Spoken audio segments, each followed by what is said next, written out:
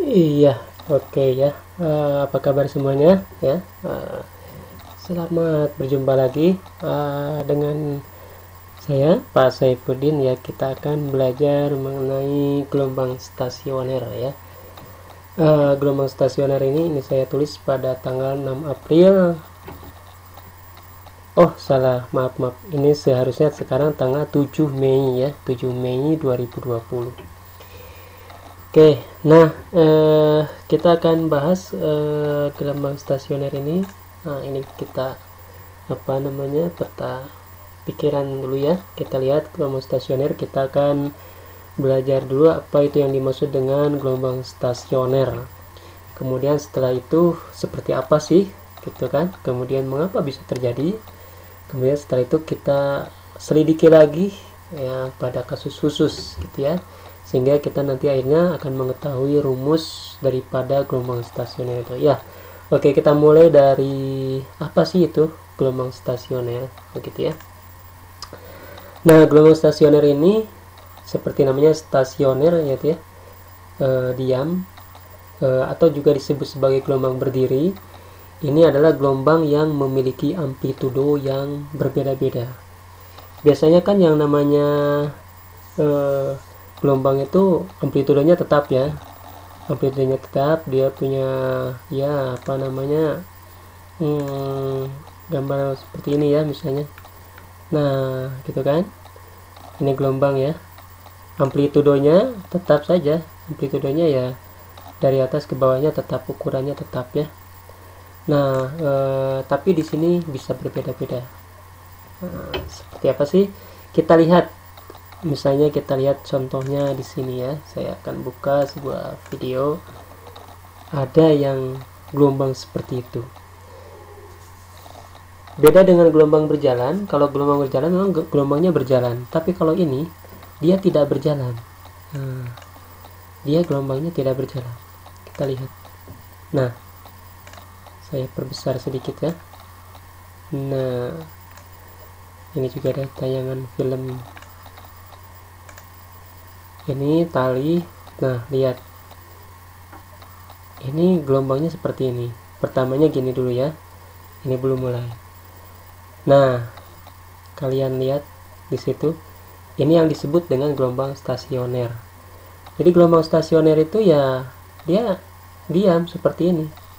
Dia sebetulnya menjalar ya dari bawah ke atas, dari atas ke bawah lagi, sehingga terlihat menjadi diam seperti itu. Tuh diam. Jadi perutnya tetap aja di sini, ini perut ya. Ini perut. Ini perut. Simpulnya tetap aja di sini. Dia tidak bergerak. Dia tidak bergerak, si perutnya itu tidak bergerak ke atas, gitu ya. Nah, tapi tetap aja posisinya di situ. Nah, makanya disebutnya gelombang diam. Nah, ini gelombang yang dibikin ya. Nah, tapi ada juga gelombang yang apa namanya, ternyata di alam juga ada gitu ya. Tapi ini juga memang sebenarnya dibikin juga, cuman kasusnya unik ya. Kita lihat ini ada air. Ini air, di sebelah sana dikasih gelombang gitu.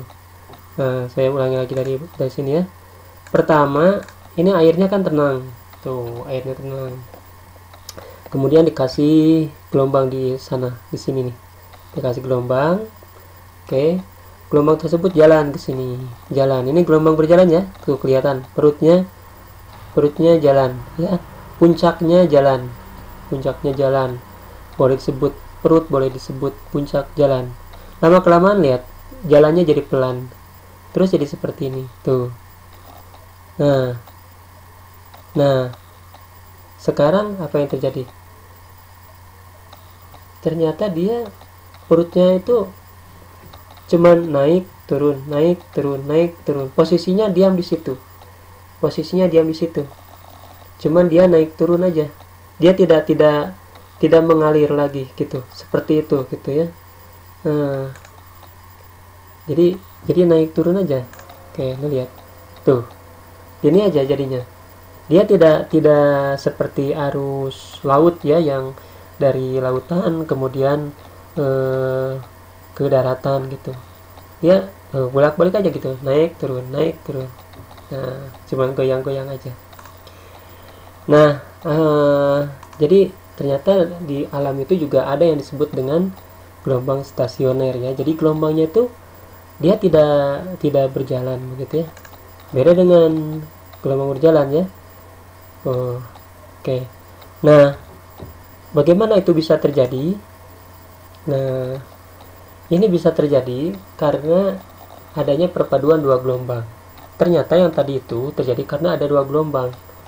Gelombang apa? Nah, kita lihat di sini nih. Ada dua gelombang ya. Dua gelombang itu kemudian saling tumbang tindih dan menjadi satu. Nah, ini lihat.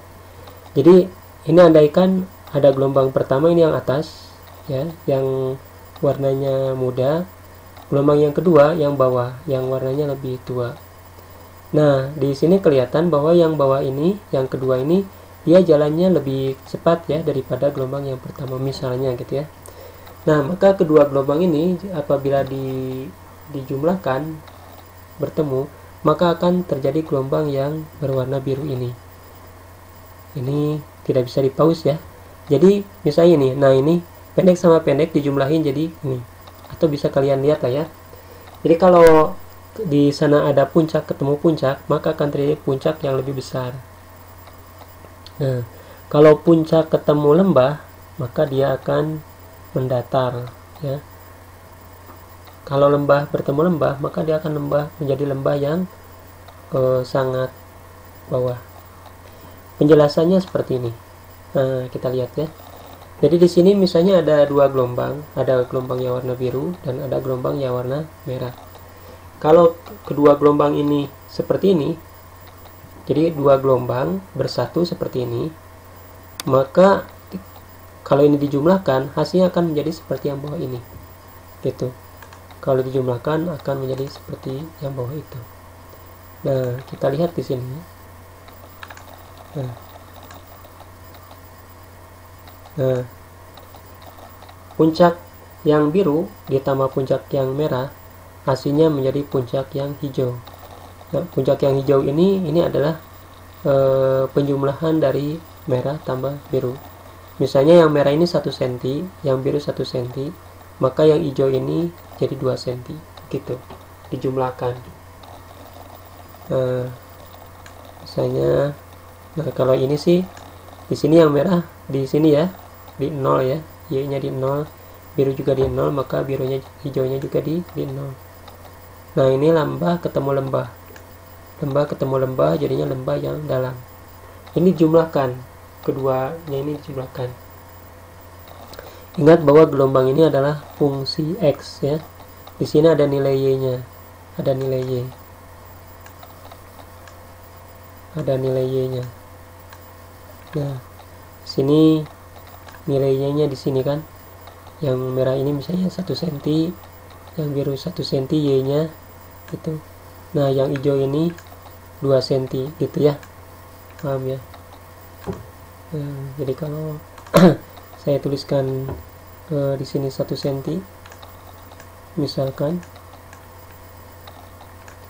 yang ini jadinya 2 cm. Nah, dijumlahkan jadi seperti itu.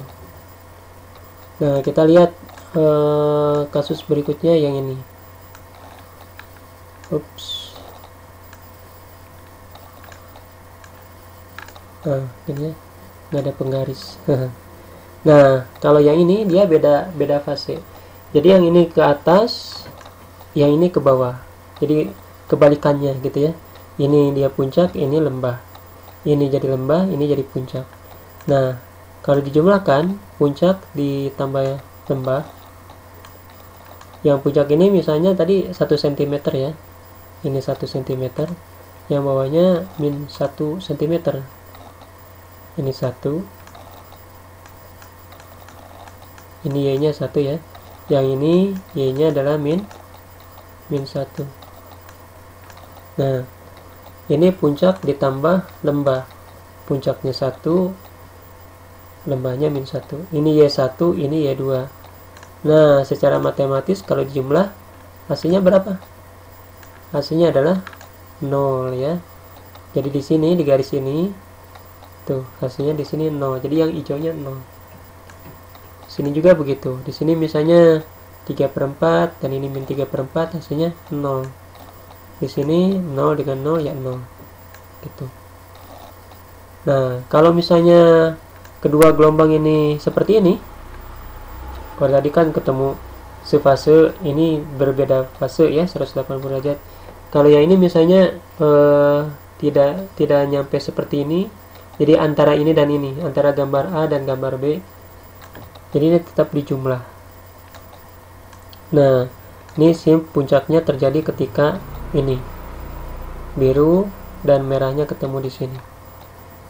Ya, kalau di sini kan kecil ya, misalnya yang merahnya ini di puncak 1 misalnya gitu kan. Di sini misalnya 1 angkanya 1 cm gitu ya. Tapi yang biru misalnya di sini minus setengah misalnya gitu ya. Minus setengah. Kalau dijumlahkan 1 dikurang setengah hasilnya setengah. Gitu. Nah, gitu. Jadi seperti itulah yang namanya penjumlahan kedua gelombang. Nah, ini disebut dengan superposisi gitu, seperti itu ya. Nah, seperti itu dan seterusnya ya. Nah, jadi terjadinya peristiwa yang tadi itu terjadi karena adanya prinsip superposisi. Jadi si gelombangnya akhirnya yang tadinya 2 gelombang berjalan dijumlahkan menjadi gelombang stasioner yang dia hanya naik turun gitu, hanya naik turun aja amplitudenya. Jadi seperti ini, kemudian seperti ini gitu ya, naik turun. Nah, kemudian bagaimana sih cara menghitungnya? Nah, kita akan analisis ya, bagaimanakah bentuk daripada gelombang stasioner itu terbentuk ya. Kita akan lihat di video yang kedua. Oke.